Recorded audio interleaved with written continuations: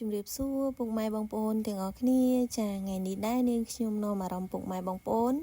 មកមើលការដាំចេកពងមាន់ទាំងអស់គ្នាចាជាដំបូងគឺយើងត្រូវខួងរណ្ដៅ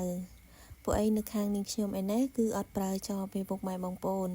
តែបើយើងប្រើចបក៏បានដូចគ្នាគ្រាន់ថា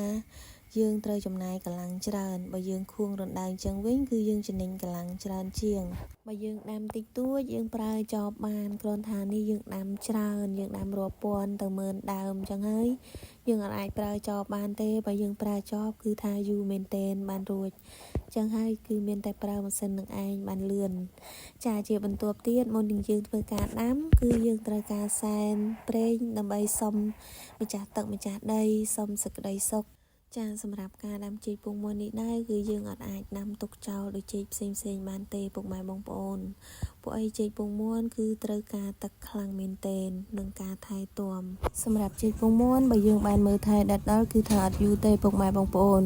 បើរាប់ចាប់ពីថ្ងៃដាំរហូតដល់ថ្ងៃយើងទទួលផលអីគឺត្រឹមតែ7 ទៅ 8 ខែទេគឺយើងបានប្រមូលផលហើយ